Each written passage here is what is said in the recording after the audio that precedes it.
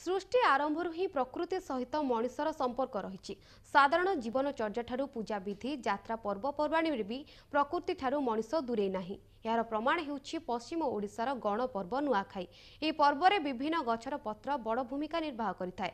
भिन्न भिन्न संप्रदायर लोक भिन्न भिन्न गछर पत्र रे नुआ खाइबा परंपरा रही। देखिबा ए रिपोर्ट।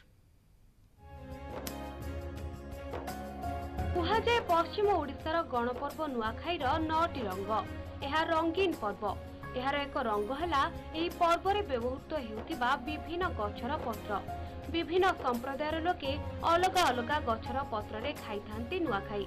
महुल कुरे भलिया और सर्गी भली गछर पत्र रे खली दना और खुदा करी निज निज इष्ट देवादेवी को नवान्न भोग लागी करंती और परे निजे भी नुआ खाई थांती।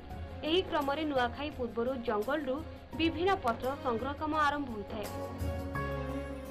इटा नुआखाई लगी टिपुचंग रेंगाल पतर कुरई पतर इटा बिक्री हेसी नुआखाई बेल के इटा तुली आनीचे सकालू आर इटा टिपुचु सोनपुर नेसु नुआखाई के जो बिक्री हेसी कुरई पतर सर्गी पतर आले टिपा भंजा छुआ पिला सबे लड़ी भिड़ी कर करसु नुआखाईटा बोली अधिका रेट कर बिकसु सोनपुर टाउन की नेसु। प्रकृति सहित मनुष्यर संपर्क सबुबले निबिड़। मनुष्य को प्रकृति सबकिछि देछि आ मनुष्य भी ए सब को भूली नाही। एणु सबुबले प्रकृति को पूजा करि आछि मनुष्य। विशेषकर पर्व पर्वाणी रे प्रथमे प्रकृति को ही पूजा करा जाय। यार उदाहरण हेउछि नुआखाई पर्व। इटा आम व्यापार करसु गो इतरु आम पूरा मुलु साइ पर्यंत आम छुआ पिला को पुसनु इतरे सबुदिन सोनपुर नेसु बिकसु भांसु इटा तिहार बाहर हला इटा नुआखाई जो बाउनी समस्ते आवे नुआ चूरा गुणा खावे।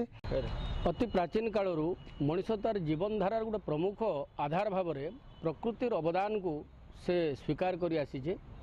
आथुर लगी अनेक गुड़े पर्वपर्वाणी रे मनुष्य प्रकृति के पूजा करसी भिन्न भिन्न वृक्ष के भी पूजा करसी। वृक्ष परंपराटा आमर लोक संस्कृतिर गोटे अंश एवं आमर शास्त्र भी गोटे अंश। तो भिन्न भिन्न पर्वपर्वाणी रे भिन्न भिन्न जातिर लोक माने निर्दिष्ट गोटे वृक्ष को से माने पूजा करती। पश्चिम ओडिशार एही गणपर्व नुआखाई जेतिकी उत्साह आणे सेतिकी संप्रति और संहति आनिथाए। मनुष्य को प्रकृतिर आहुरी निकटतर कराए। सुवर्णपुर पिनाकी पंडांग रिपोर्ट, एमबीसी न्यूज।